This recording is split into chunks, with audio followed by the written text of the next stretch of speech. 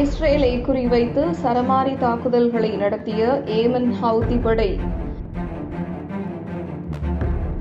Del அவீவில் அபாய எச்சரிக்கை ஒலி. இதுகுறித்து ஏமன் ராணுவ செய்தி தொடர்பாளர் யஹ்யா சாரி கூறும்போது, பாலஸ்தீன் 2 மற்றும் தூ அல் ஃபிகோர் என்ற பெயர் கொண்ட 2 பாலிஸ்டிக் மிசைல்களை டெல் அவீவை நோக்கி வீசியுள்ளதாக தெரிவித்துள்ளார். இதேபோல் ஈழட் நகரத்தை நோக்கி ஏராளமான ஆளில்லா விமானங்களை அனுப்பியதாக கூறியுள்ளார். அதே நேரம் டெல் அவீவ் நோக்கி வந்த பாலஸ்தீன் 2 என்ற பாலிஸ்டிக் மிசைல்ஸை இடைமறித்ததாகவும், இதனால் நகரத்தில் அபாய எச்சரிக்கை ஒலி ஏற்பட்டதாக இஸ்ரேல் ராணுவம் குறிப்பிட்டுள்ளது.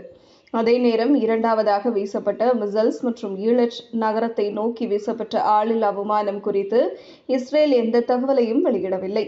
காசாவுக்கு எதிரான தாக்குதலை இஸ்ரேல் தொடங்கியதற்கு பிறகு பாலிஸ்டிக் மிசைல்ஸ்கள், குரூஸ் மிசைல்ஸ்கள் மற்றும் ஆளில்லா விமானங்கள் மூலம் 220 தாக்குதல்களை ஏமன் படைகள் நடத்தியுள்ளன. இந்த நிலையில் அக்டோபர் 7 தாக்குதல் நினைவு நாள் நிகழ்ச்சியின் போது காசாவில் இருந்து ஹமாஸும், லெபனானில் இருந்து ஹிஸ்புல்லாவும், ஏமனில் இருந்து ஹவுதி படைகளும் ஒரே நேரத்தில் தாக்குதல் நடத்தி இருப்பது குறிப்பிடத்தக்கது. ஏமன் ஹவுதி படைகள் செங்கடலை தங்கள் கட்டுப்பாட்டிற்குள் கொண்டு வந்துள்ளதால் கடந்த ஓராண்டில் மட்டும் $1 டிரில்லியன் வர்த்தகம் பாதிக்கப்பட்டுள்ளதாக கூறப்படுகிறது. இந்திய மதிப்பில் 84 லட்சம் கோடி ரூபாய் ஆகும். இதுவரை ஹவுதி படைகள் இஸ்ரேல் துறைமுகங்களுக்கு செல்லும் 80 சரக்கு கப்பல்களை குறிவைத்து தாக்கியுள்ளனர். 2 கப்பல்களை மூழ்கடித்துள்ளனர். 1 கப்பலை சிறைப்பிடித்துள்ளனர்.